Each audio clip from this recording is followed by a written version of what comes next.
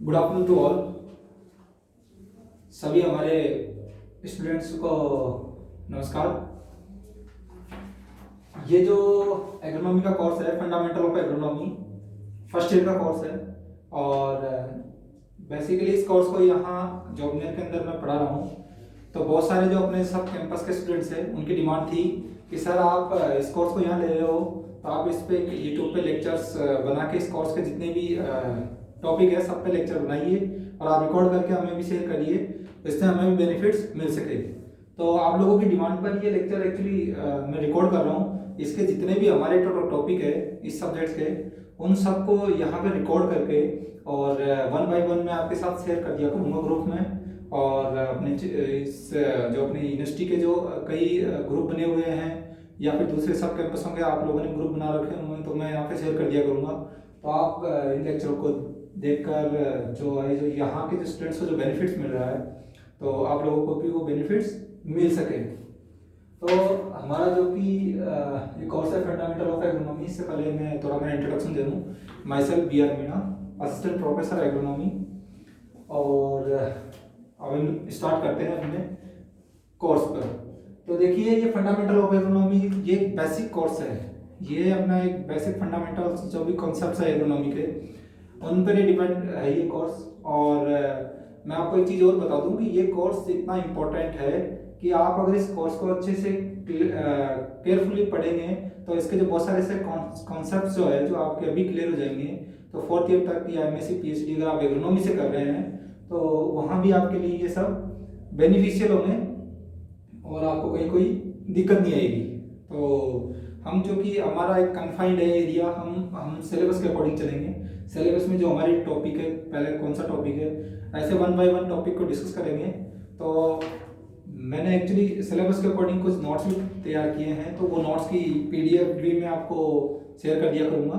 तो सबसे पहले अपन डिस्कस करते हैं जो पहला टॉपिक जो है हमारा, agriculture definition and importance of agriculture. Topic number 1,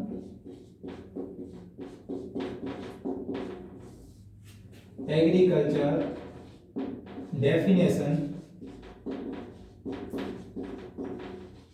and importance of agriculture. देखिए, एग्रीकल्चर की अगर डेफिनेशन की हम बात करें तो इसकी कोई एक पर्टिकुलर बहुत सारी डेफिनेशन हो सकती है। हम कल्टीवेशन अगर कर रहे हैं सॉइल का तो वो भी एग्रीकल्चर है।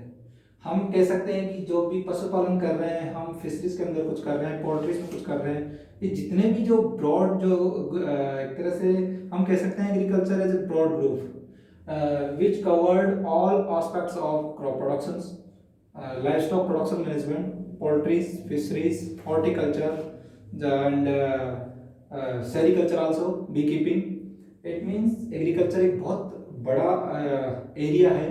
इसके अंदर हम बहुत सारे जो इसके ग्रुप है उनको अपन कवर कर सकते हैं, उसको अपन इसमें जोड़ सकते हैं। जैसे कि हमारा क्रॉप प्रोडक्शन का एक ग्रुप है, क्रॉप के कल्टीवेशन करने को हम एग्रीकल्चर कहते हैं। हम अगर फ्रूट्स प्लांट्स की अगर खेती कर रहे हैं तो दैट इज आल्सो एग्रीकल्चर। हम अगर मान लो बी कीपिंग कर रहे हैं, मधुमक्खी पालन कर रहे हैं, तो वो भी एक एग्रीकल्चर है। हम रेशम कीट पालन कर रहे हैं, sericulture, that is also agriculture. अगर हम कोई और लाइवस्टॉक प्रोडक्शन मैनेजमेंट की बात करें, एलपीएम, हमारे यहाँ पे पशु पालने का काम कर रहे हैं, पोल्ट्री का काम कर रहे हैं, मछली पालन कर रहे हैं, ये सब क्या है, एग्रीकल्चर के पार्ट है।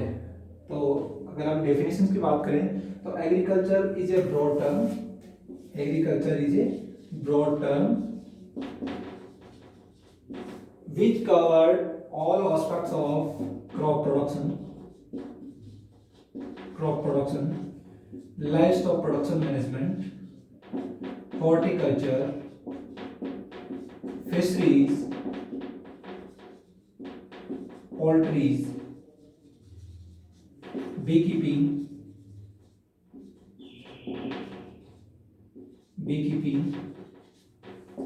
and sericulture।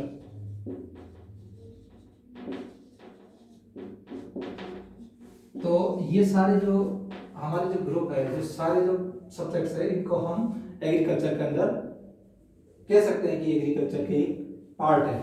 दूसरी चीज हम बात करते हैं एग्रीकल्चर के बारे में।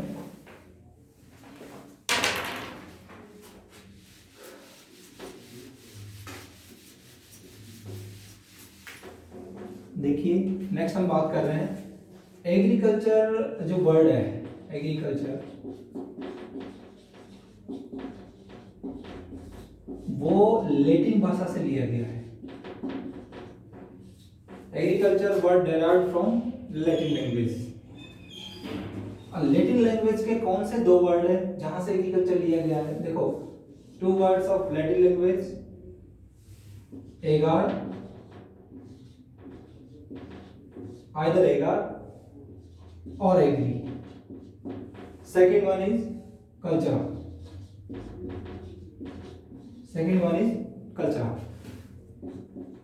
What is the means of agar and agri? That is soil. What is the meaning of cultura? That is cultivation. It means literally we saying what is agriculture? Agriculture is the cultivation of soil. Either cultivation of soil or we can say soil cultivation.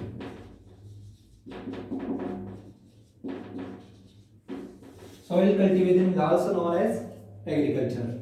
Literally अगर हम कहें शाब्दिक अर्थ के according हम कहें agriculture क्या है, तो एग्रीकल्चर क्या है? सोइल के कल्टीवेशन करने को ही एग्रीकल्चर कहते हैं। ठीक है, इसके बाद हम बात करते हैं एग्रीकल्चर एक बहुत, क्योंकि हमने भी बात करी एग्रीकल्चर एक बहुत बड़ा ग्रुप है। इसके अंदर देखो बहुत सारे डिपार्टमेंट्स आते हैं। आपने सुना भी होगा एग्रीकल्चर कॉलेज है तो उसमें कई सारे डिपार्टमेंट्स होते हैं। कौन कौन से डिपार्टमेंट्स एग्रीकल्चर में आते हैं? देखो, agronomy, soil science, genetics and plant building, जिसे हम पीबीजी भी बोलते हैं। प्लांट बिल्डिंग एंड जेनेटिक्स बोल सकते हैं, जेनेटिक्स एंड प्लांट बिल्डिंग भी बोलते हैं। Horticulture, extension, economics, plant pathology, entomology, biochemistry, plant physiology and livestock production management and so on.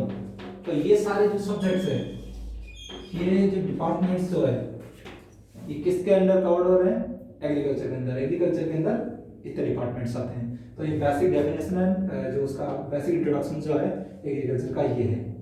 और हम बात करते हैं इंपॉर्टेंस ऑफ एग्रीकल्चर। एग्रीकल्चर का क्या महत्व है? तो इंपॉर्टेंस ऑफ एग्रीकल्चर की बात करें तो इसके अंदर हम वन बाय वन डिस्कस करते हैं। देखो, importance of agriculture. First importance, it is a source of livelihood.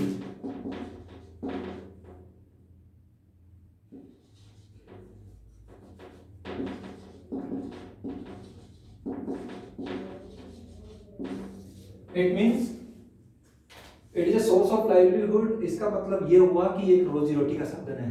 Around 60% जो पॉपुलेशन हमारी है वो गाँव में रह रही है, और गाँव में नहीं भी रह रही है तब भी एग्रीकल्चर के ऊपर डिपेंड है।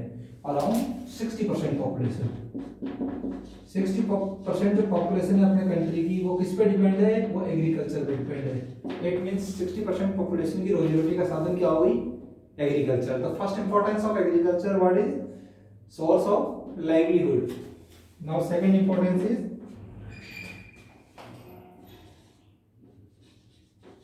it is the main source of raw material.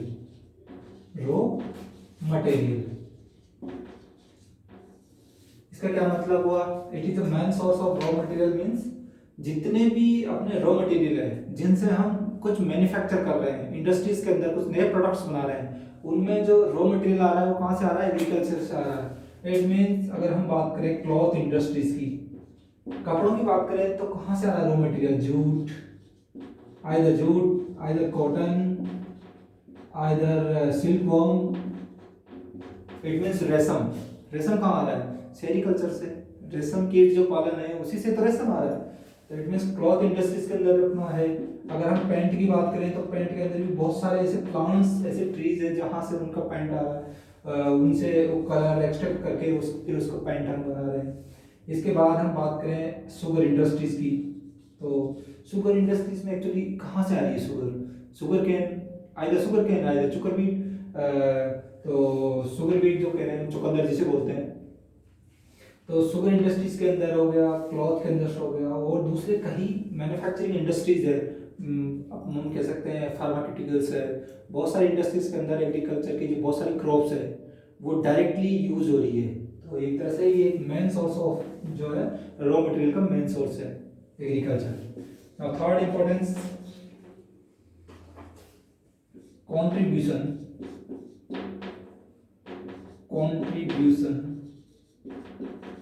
to national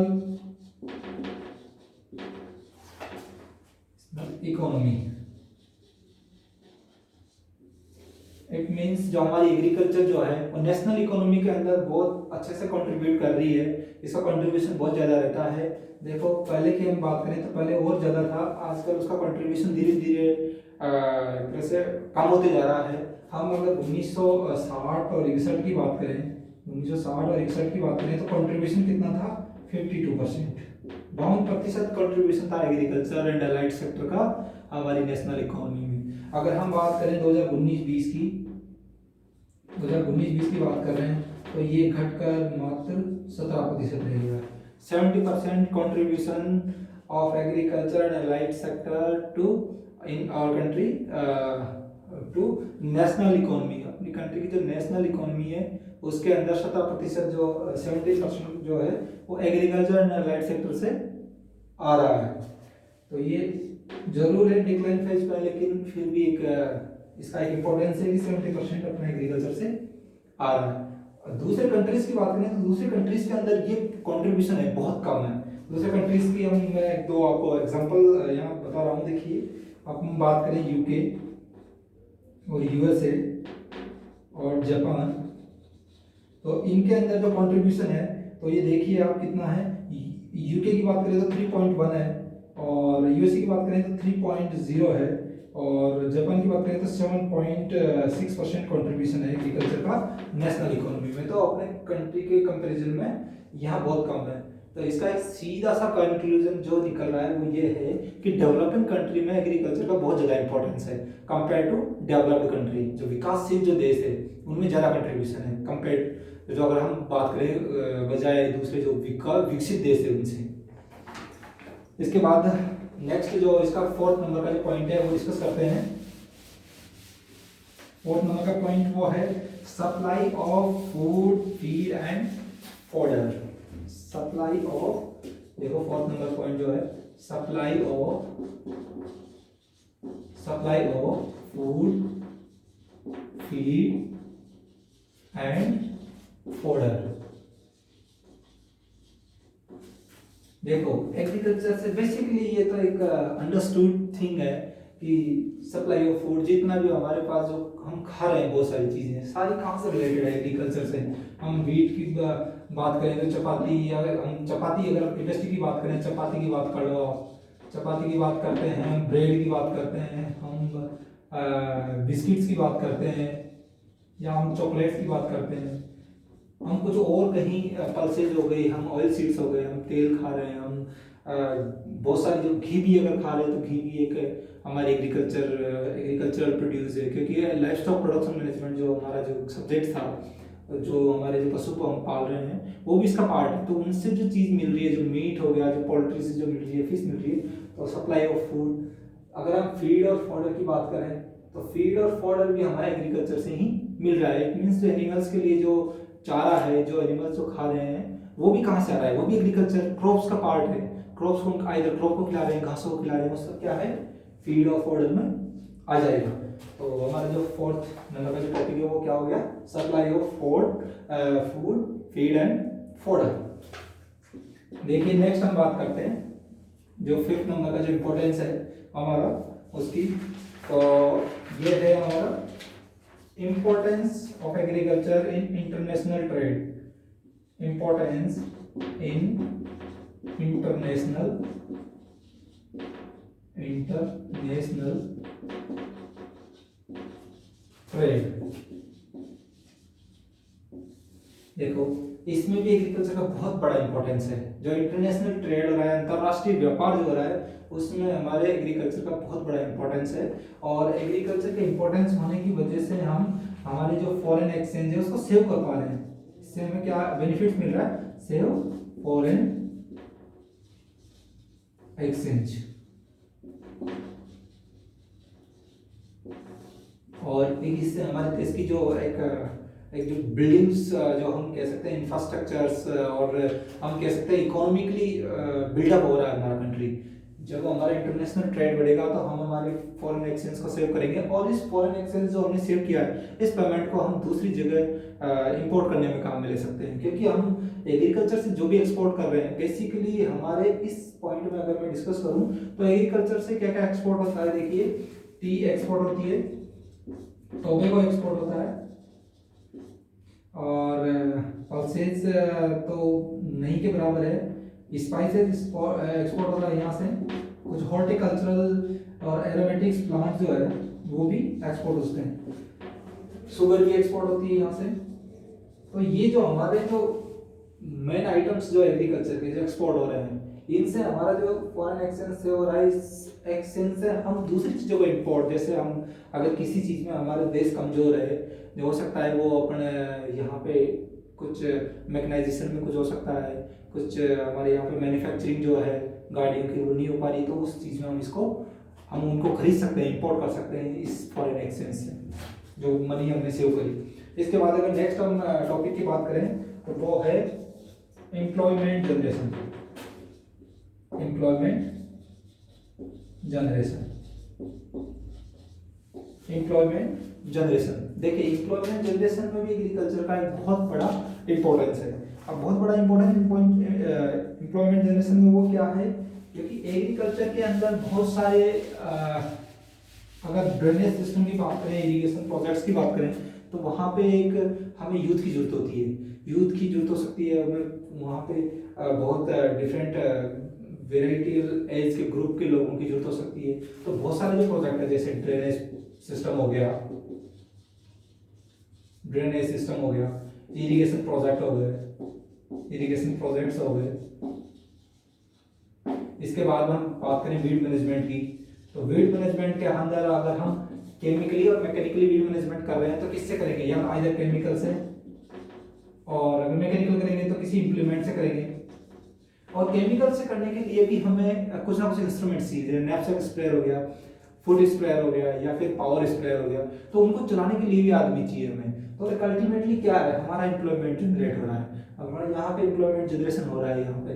क्योंकि जब काम बढ़ेगा तो लोगों को रोजगार मिलेगा, तो हमारे यहाँ पे जो अनएम्प्लॉयमेंट की जो प्रॉब्लम्स आ रही थी वो धीरे धीरे कम होगी। तो इस अनएम्प्लॉयमेंट में इसको एक तरह से एम्प्लॉयमेंट जनरेशन में भी हमारे एग्रीकल्चर का बहुत बड़ा योगदान है, बहुत बड़ा इंपॉर्टेंस है।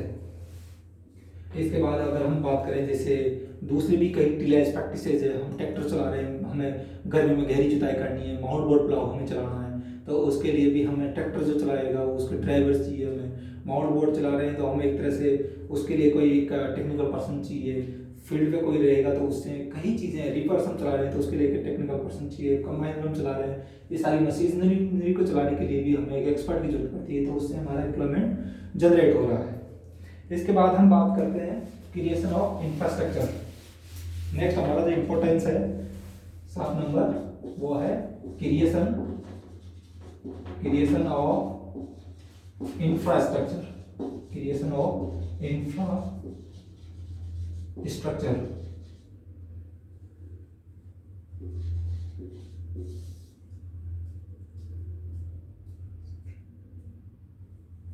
Creation of infrastructure.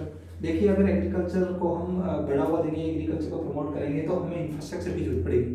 क्योंकि अगर हमारे खेत को अब हम प्रोडक्शन बढ़ा रहे हैं, तो बेसिकली जैसे हमारा ये फील्ड है, अब यहाँ पे मान लो मेन रोड ये यहाँ से निकल रही है, हमारा फील्ड यहाँ है, हमने हो सकता है पॉली हाउस लगा के इसमें बहुत सारी ऐसे वेजिटेबल्स वो ग्रो करिए। अब इसको वेजिटेबल्स ग्रो करी है तो इसको सेलिंग के लिए बेसिकली हमें यहाँ भेजना पड़ेगा। मार्केट अगर यहाँ है तो हमें इस वे से हमें इस मार्केट में भेजना पड़ेगा, और यहाँ से यहाँ तक की कनेक्टिविटी नहीं है तो हम क्या करेंगे, यहाँ से यहाँ तक रोड हमें चाहिए होगी। अब रोड बनेगी तो एक्चुअली से इंफ्रास्ट्रक्चर हमारा डेवलप हो रहा है। तो एग्रीकल्चर का इंपॉर्टेंस ये क्यों हुआ, क्योंकि हमारे यहाँ पॉली हाउस हमने लगाया, हमारी इस प्रोड्यूस को यहाँ भेजने के लिए हमने क्या किया, इंफ्रास्ट्रक्चर डेवलप करी, रोड बनाई हमने। इसी तरह से हो सकता है इसको अगर बेचना नियर हमें यहाँ पे स्टोर करना है तो स्टोरेज हाउस की हमें जरूरत पड़ेगी।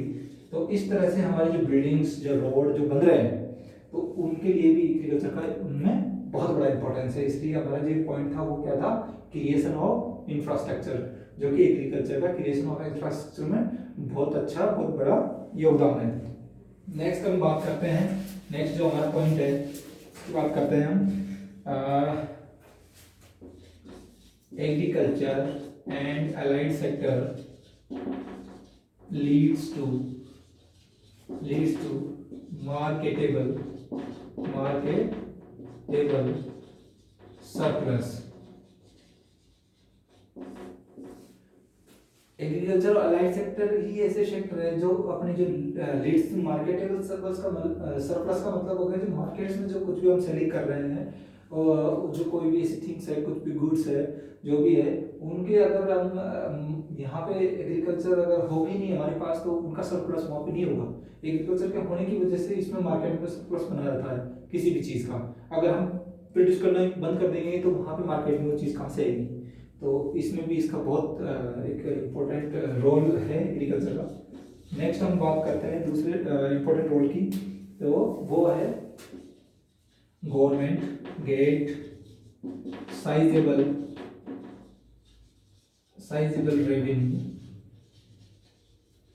Revenue from agriculture land. इसका मतलब ये हो गया कि जो हमारी एग्रीकल्चर लैंड है, जो हमारे पास लैंड होल्डिंग साइज है, जो हमारी उसी लैंड होल्डिंग साइज के अकॉर्डिंग हमें कुछ ना कुछ टैक्स या कुछ ना कुछ पे करना पड़ता है पर ईयर। वो इरिगेशन चार्ज हो सकता है, वो लैंड चार्ज हो सकता है, अगर वो ज़मीन हमारे खाते की नहीं है, वो ज़मीन वैसे है तो भी हमें उसका पर ईयर कुछ चार्ज पे करना पड़ता है। तो ये जो हम चार्ज दे रहे हैं, जो इरिगेशन का चार्ज हो गया, या फिर हम बात कर सकते हैं दूसरा जो हमारा हम कह रहे थे जो हमारे खाते की जमीन नहीं है उसका अगर चार्ज दे रहे हैं, तो दोनों चार्ज कहाँ जा रहे हैं, गवर्नमेंट के पास जा रहे हैं। वो चार्ज, वो पैसा कहाँ जा रहा है, गवर्नमेंट के पास। तो गवर्नमेंट का जो रेवेन्यू है, रेवेन्यू बोर्ड जो बना रखा है, जो उसमें ये जाके पैसा जमा हो रहा है, तो इससे भी हमारा एक तरह से बहुत गवर्नमेंट को इससे पैसा वहाँ पे गवर्नमेंट के पास जमा हो रहा है, और एक तरह से एग्रीकल्चर की वजह से ये सब हो रहा है। तो एग्रीकल्चर का एक बहुत इंपॉर्टेंट रोल है रेवेन्यू डिपार्टमेंट्स के अंदर, जो कि इसमें गवर्नमेंट का डिपार्टमेंट है, तो उसमें वो पैसा जाके जमा हो रहा है। तो वहाँ पे एक अपने देश के लिए हमारी इकोनॉमी जो है वो बिल्डअप हो रही है। इसके बाद हम नेक्स्ट बात करें तो 10वें नंबर का, एग्रीकल्चर हेल्प्स इन